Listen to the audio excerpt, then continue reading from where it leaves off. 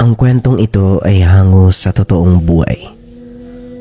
Mula ito sa isa nating kabayan na itago na lamang natin sa pangalang Arnold. Taong 1983. Leyte. Hindi maunawaan ni Arnold kung ano nga ba talaga ang trabaho ng tiyuhin. Sa pagkakaalam ay sepulturero, subalit nakakapagduda ang kilos na halos gabi-gabi lumalabas, bitbit ang pala at sako. May pagkakataon na nahuli itong kakawilang, matindi ang taglay na amoy, may halin tulad sa nabubulok na laman. Hindi matanong dahil ayaw pag-usapan. Sa umaga ordinaryo ang kilos nito. Kakain ng agahan, magpapaalam at pupunta sa trabaho. Magtutungo ng sementeryo para simulan ang mga gawain. Tuwing hapon mag-iiba ang galaw. Yung tipo na hindi makakausap sa sobrang tahimik. Pagsapit naman ng gabi ay biglang mawawala. Babalik na lang madaling araw na may dalang kakaibang amoy. Ang pala at makamay, may bahid ng dugo. Kung minsan inisip ni Arnold na baka may iba pang trabaho ang tiyuhin, kagaya ng pagkakatay. Kaso nga lang nagdadalawang isip din sa daladala nitong pala. Napapabuntong hininga na lamang at napapailing. Arnold, ang aga mo naman. Bibili ka ba ng karne? Mamaya pa kasi kami magkakatay eh.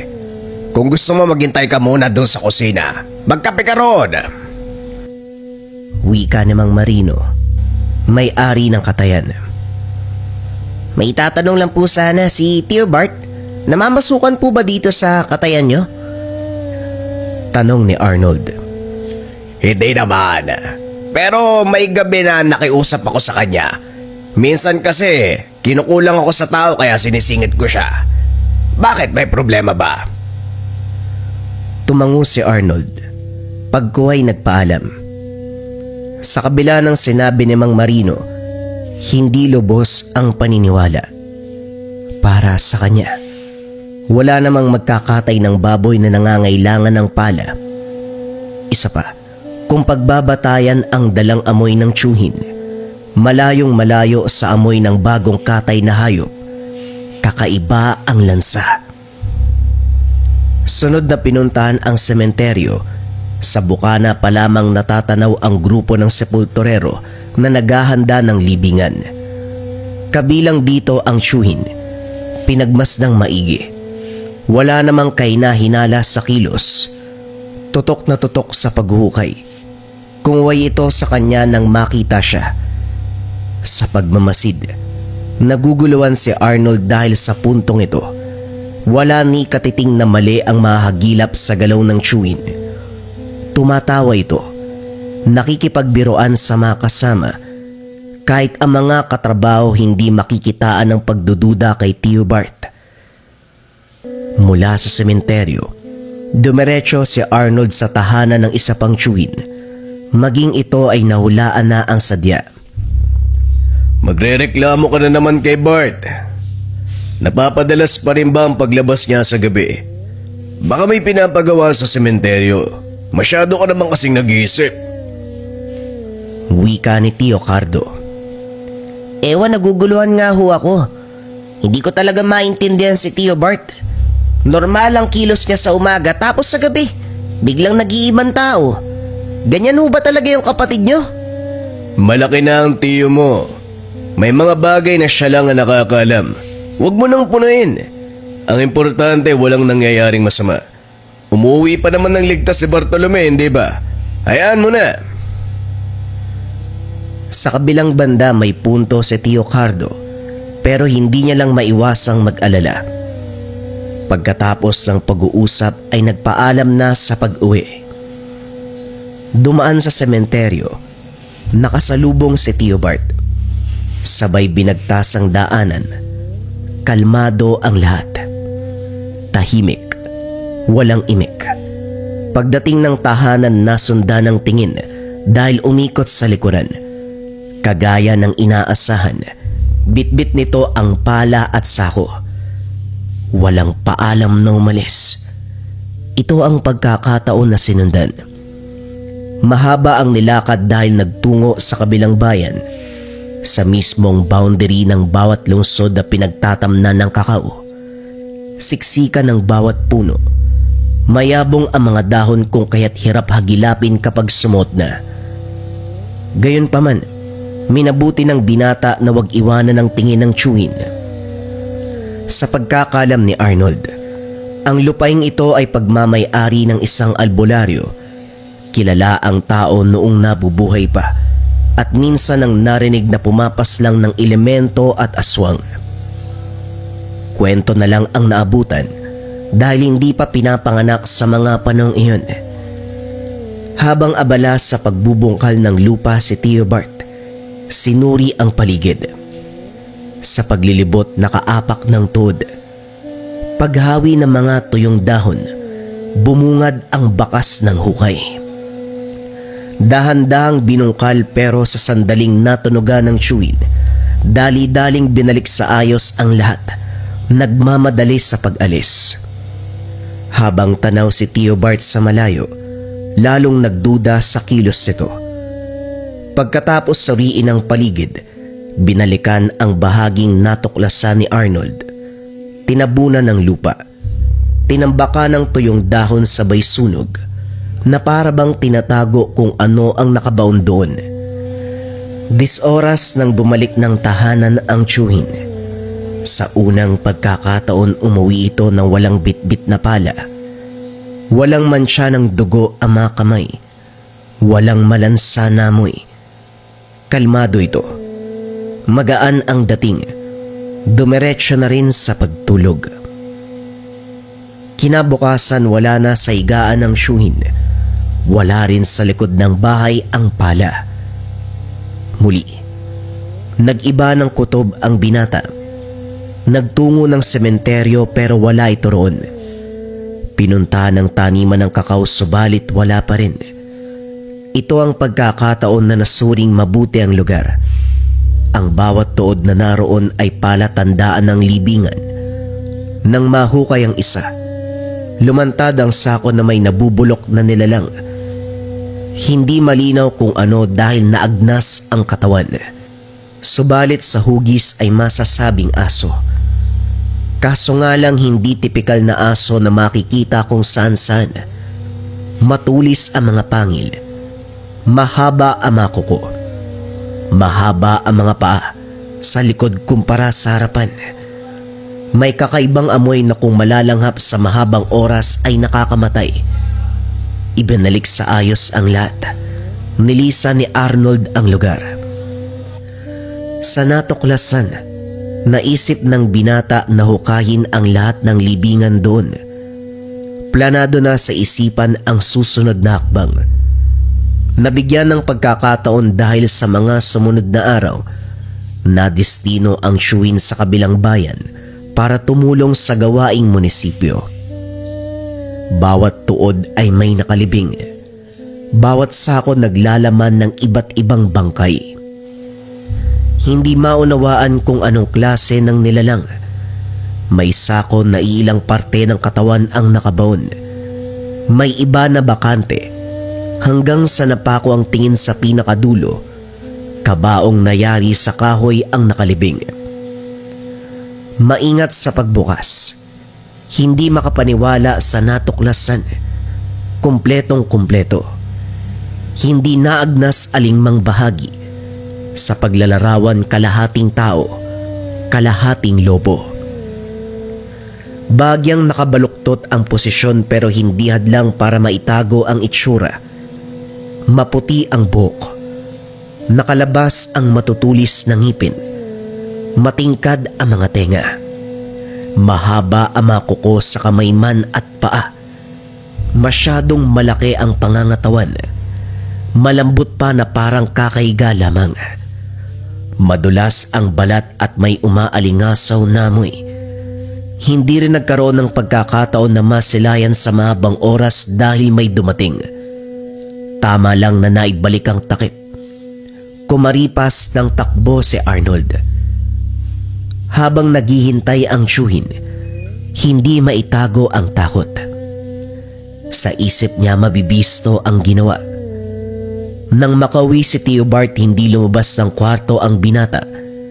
Nakikinig lamang sa bawat kaluskos sa paligid. Pagsapit ng hapunan, dito lang nagpakita dahil na rin sa gutom. Tahimik sapag, ni hindi kayang tumingin ni Arnold sa karap, hanggang sa ito na ang unang nagsalita. Sandali lang ako sa kabilang bayan, pero parang may nangyari sa'yo. May problema ka ba? Wala ho. Wala naman ho. Masarap ho yung luto niyo ng putsero. Nagustuhan ko ho. Binili ko lang naman yan, Arnold. Pero halata sa kilos mo na may ginawa ka. Sabihin mo sa akin, baka makatulong ako. Tayo lang ang nandito. Huwag ka nang maiya. Wala po talaga, Tiyo. May naisip lang ako bigla. Pero wala ho yun. Huwag yun na pong pansinin. Hindi naman seryoso eh. Nakainga ng maluwag nang hindi na mag-usisa ang tiyuhin. Gayunpaman, sigurado siyang may ideya ito sa taniman ng kakao. Makaraan ng ilang oras, lumabas si Tio Bart. Bit-bit ang pala at sako. Bago ito lumayo, ilang ulit na napalingon sa tahanan na parabang sinisigurado na hindi susunod si Arnold. Nagtatalo ang isip ng binata. Gustong lumabas para alamin ang gagawin ng tiyuhin. Kaso naisip din na magpalipas muna bago lalong maghinala. Inintay na lamang ang pagbabalik nito. Hindi na malayan ang pag-idlip. Nagmamadaling umikot sa likod bahay nang marinig ang kaluskos. Nakita si Tio Bart na naguhukay. Napako ang tingin sa sako. Mamasa-masa. Gumagalaw. Napatitig sa tiyuhin ng lumingon. Sa hindi inaasahan, inutusan siyang hilahin ang sako patungo sa hukay. Pandidiri ang naramdaman. Malagkit ang dugo. Malansa. Hindi sana dito kaso yung muntikong sementeryo may nakadiskubre. Huwag kang mag-alala. Hindi tao ang laman yan. Wika ng tiyuhin. Bago ilibing, hinambalos ng paulit-ulit ang sako. Umangil ang nilalang sa loob. Nagwawala. Pero makalipas ang ilang sandali ay nawala ng buhay. Hindi nakatiis si Arnold. Tiyo, ano po bang laman ng sako? Bakit parang kakaiba yung ingay? Ano po bang nilalang yun nandyan? Arnold, mas mainam kung wag ka nang magtanong. Wag masyadong kuryoso sa mga bagay-bagay. Bumalik ka na sa loob. Magpanggap ka na walang nalalaman. Hindi maunawaan ni Arnold, pero minabuting sumunod. Natatakot na rin sa tono ng pananalita ni Tio Bart. Nagtungo sa tahanan si Tio Cardo. Isinumbong ang mga kaganapan subalit tumawa lang ito. Nadagdagan ng pagtataka ng binata dahil sa pagkakaintindi. May nalalaman ito kaso ayaw sabihin. Dahil dito, napilitan ang binata na sarilihin ang lahat. Nang mga sumunod na araw ay wala pa ring nagbago. Patuloy ang pag-alis si Tio Bart tuwing gabi. Babalik na may laman ang dalang sako. Sa bakanteng lote sa likod ng bahay inililibing. Isang hapon habang nagbubunot ng damo, sinadya ni Arnold na mapadpad sa bakanting lote. Pasimpleng hinalukay ang lupa kaso mabilis ang tiyuhin. Tinawag siya at inutusan ng ibang gawain. Palagi nang nakatingin sa kanya. Limitado na lamang ang kilos ng binata. Sinama siya ni Tio Bart sa trabaho. Nangangailangan ng dagdag tao. Sa pagiging tutok, unti-unting nakalimutan ni Arnold ang tungkol sa lihim na galaw ng tiyuhin. Lalo pat napadpad sa kabilang bayan. Lumipas ang buwan. Natapos din ang paggawa ng mosileo. pagbalik ng tahanan muling sumagi sa isip ni Arnold ang kaganapan. Nang masepat ang likod ng bahay, marami ang nakauslingtod. Hindi mahahalata dahil ginawang pastulan. Walang kalam-alam na bumili ng maraming kambing ang tiyuhin. Siya ang nakatalaga sa pagliligpit ng mga hayop tuwing hapon. Sinamantala ang pagkakataon na malaman, tuklasin ang nakabaon. Nang makatsyempo ay hinukay. Laking gulat dahil parte ng halimaw ang naroon. Naudlot din ng lumitaw si Tio Bart. Huli sa akto ang binata. Ikaw rin yung nagukay doon sa taniman ng kakao, ano? Ano bang gusto mong malaman, Arnold? Itanong mo na lang kasi sa akin. Hindi yung naghukay ka ng kung ano-ano. Ano po ba talaga ang ginagawa niyo, Tiyo? Bakit may nakalibing na kung ano-ano dito? Pati dun sa taniman meron din. Ano yung halimaw na kahit nakalibing hindi naagnas? Tumatanda ka na talaga. Marami ka nang napapansin. Halika sa loob, doon tayo mag-usap. Pinaliwanag ng tiyuhin ang lahat. Pinakilala din ang sarili. Bukod sa pagiging sepulturero, nagsisilbi siya bilang manunugis. Aswang at iba pang elemento ang pinupuksa. Sa gabay ng hiyas ng puting gabunan, walang iba kung hindi si Mang Amon, ang nagmamay-ari ng taniman ng kakao, at ang katauhan ay kalahating albularyo, kalahating puting gabunan. At ang nakita sa kabaong ay ang mismong matanda. Dahil sa taglay nitong kakayahan bilang aswang, na nabibilang din sa mataas na uri, hindi madaling maagnas ang katawan. Pinakita ng tiyuhin ang mga sinasabing hiyas. May hahalin tulad sa kwintas ng katutubo na maraming palawit. Meron pang balahibo. Subalit ang nakaagaw pansin ay ang nasa gitna. Maliit na puting bato. Dagdag pa ng tiyuhin, dito nagmumula ang puwersa ng gabay. At ang nakalibing sa taniman at sa likod ng bahay, mga nilalang na tinalo sa bawat inkwentro. Hindi malaman ng binata kung maniniwala ba o hindi.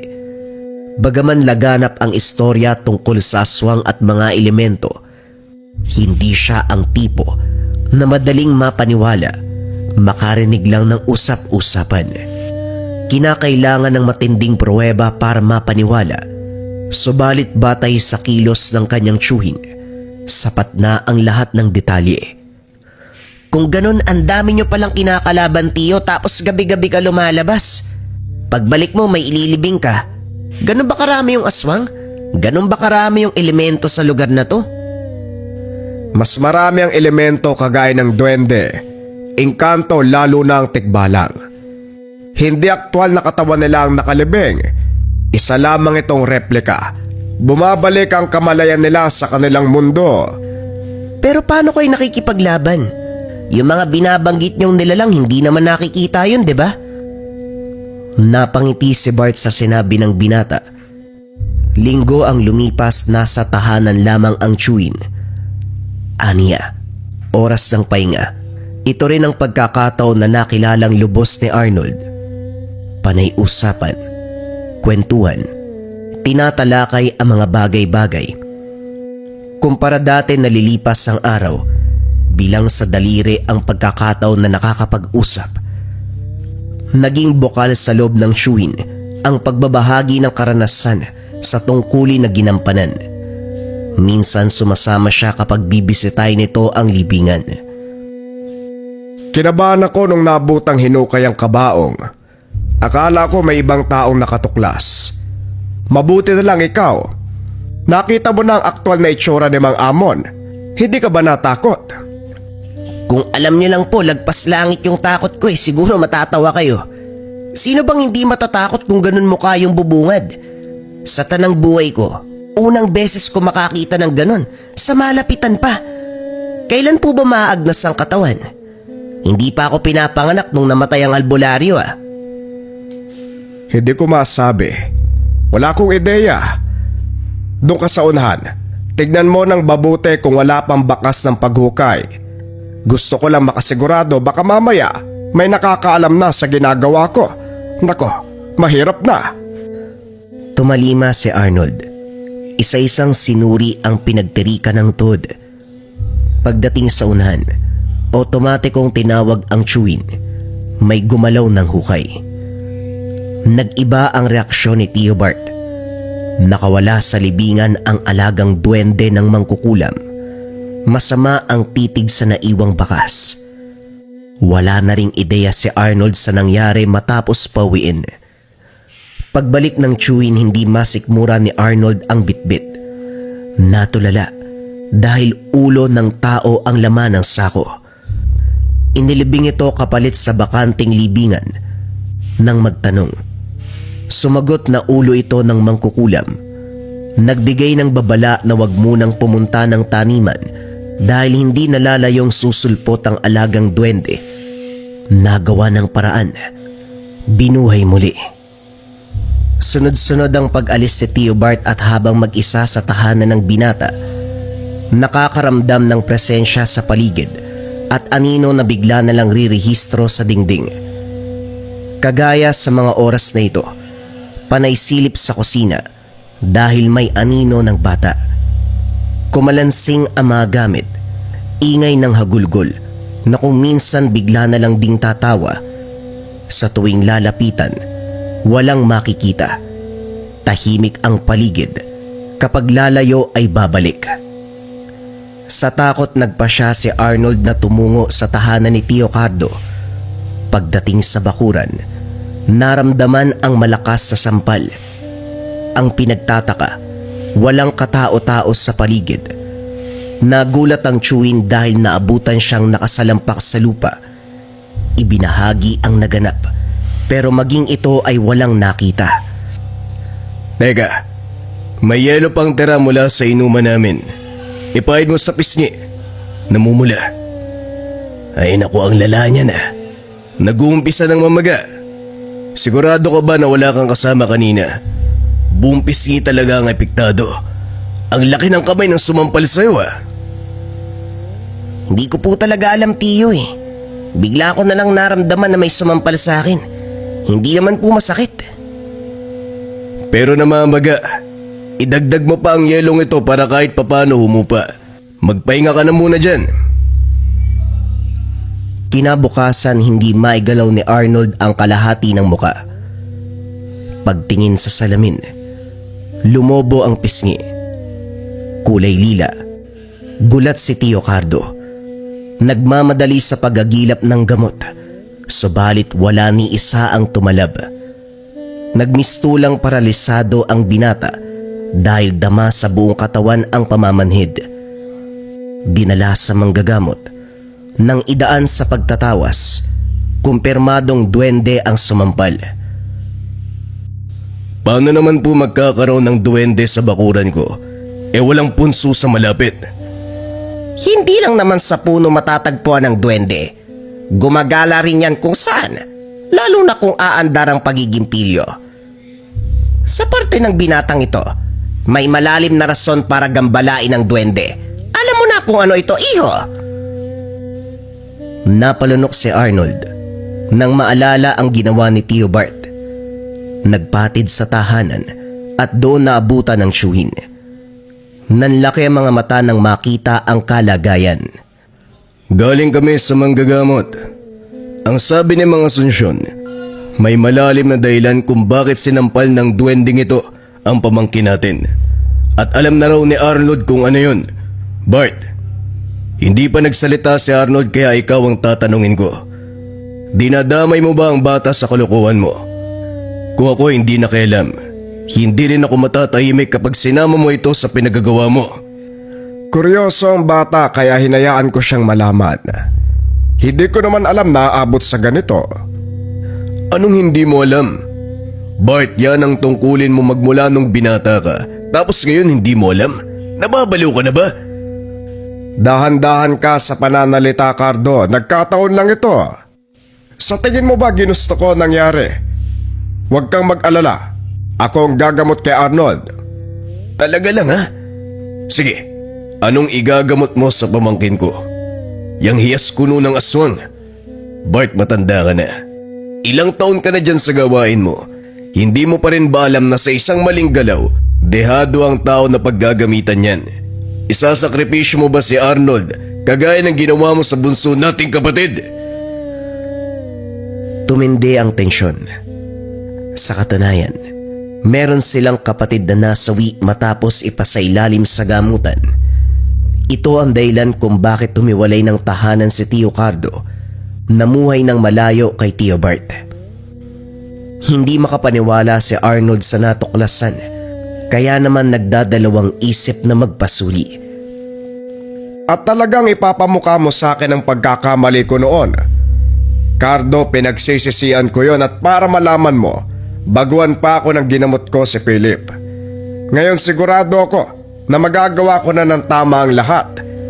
Pwede ba umalis ka na dyan dahil gagamutin ko na si Arnold? Wag na, Bart. Mas pipiliin ko pa magtawag ng maraming manggagamot mula sa iba't ibang bayan kaysa ikaw ang sumuri kay Arnold. Magdasal ka na lang na hindi lumala ang kalagayan dahil kapag oo, may kalalagyan ka sa akin. Desisyon ni Tio Cardo ang nasunod. Dinala si Arnold pabalik kay Mang Asunsyon. Inagapan ng lunas ang kaganapan. Pinaspas ang dahon ng buyo sa ulo, sabay sambit ng dasal. Hindi naglaon, nag-init ang buong katawan ng binata. Sinundan nito ng mabigat na presensya sa paligid. Sa paningin ni Arnold, dumidilim. Ilang sandali pa matatanaw mula sa kung saan ang figura ng maliit na nilalang. Hindi malinaw ang itsura, pero walang ibang maisip kung hindi isang duwende. Maging ito man ay nagwawala, palipat-lipat ng direksyon, sumisigaw, nakikiusap na itigil ang pagpaparusa. Nasaksihan ng binata ang lahat hanggang sa narinig ang boses ni Tio Bart. Mahina ang pag-usal ng mga salita na halos hindi maintindihan. Kahit saan tumingin, hindi ito mahanap. Ang duwende sa kabilang banda ay patuloy sa pagwawala. Padaan-daan ang anino sa harapan. Kung minsan hihinto, subalit purong itim ang nakikita ni Arnold. Ilang sandali pa, naramdaman ang pagsakal. Nataranta ng magsimulang kapusan ng hininga. Ang iba't ibang bahagi ng katawan ay paulit-ulit na hinahampas. Sinasampal din ang muka. Pilit binuka ng binata ang bibig para magtawag ng saklolo, subalit walang lumalabas na boses. Makaraan ang ilang sandali, lumitaw sa harapan ng itim na muka. Dumikit. Nagdulot ng pakiramdam na parang nalulunod. Hindi naglaon, may humawak sa kamay sabay hila. Nagmulat si Arnold, habol hininga, na parang kakaahon lang sa dagat. Patuloy sa pagsambit ng dasal si Mang Asunsyon hanggang sa natapos ito. Nagulat si Arnold dahil tumagal ng ilang oras ang ritual. Pakiramdam kanina, ilang minuto lamang sa sobrang bilis ng kaganapan. Malakas ang duwende. Mabuti na lang nagawa ng paraan. Magpahinga ka. Huwag ka rin mag-alala dahil malayo ka na sa panganib. Ipapayo ko na lang na huwag ka munang lumabas o magtungo sa gubat o kahit saan man na pwedeng may nakabang na elemento. Tatapatin kita. Natanggal na sa iyo ang sumpa. Pero ang duwende ay malayang gumagalaw sa paligid. Wika ni Mang Asunsyon. Sa tahanan ni Tio Cardo umuwi ang binata, alinsunod sa kagustuhan nito. Kinausap na bumalik sa bahay ni Tio Bert, pero hindi pumayag. Gusto sanang linawin kung tama ba ang narinig na boses kanina habang napapasailalim sa ritual. Nang makatsyempo, piniling tumakas. Walang naabutan sa tahanan. Nang makitang wala ang pala, alam ni Arnold kung saan ito pumunta. Matyagang nag-intay sa tabi. Makaraan ng ilang oras ay dumating na ito. Walang pagdadalawang isip, diretsyong tinanong. Tio, habang ginagamot ako ni Mang Asunsyon, sumingit ka po ba? Narinig ko ang boses niyo eh. Magagalit ka ba kapag sinabi kong oo?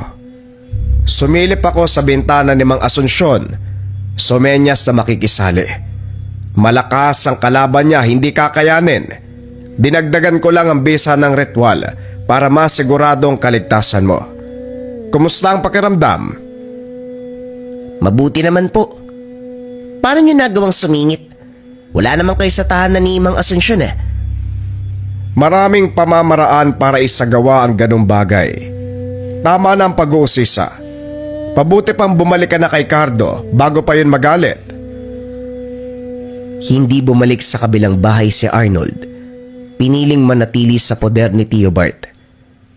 Bagaman gumaling na sa karamdaman, patuloy sa pananalasa ang duwende. Aatake sa oras na wala ang chewin, kagaya ngayon. Oras ng malimpungatan ng binata, malakas ang kalabog sa kusina. Sinunda ng sigaw at iba pang nakakakilabot na ingay. Rumirehistro na rin ang anino sa iba't ibang bahagi ng tahanan. Ilang sandali pa, nakaramdam si Arnold ng sunod-sunod na hampas sa iba't ibang bahagi ng katawan.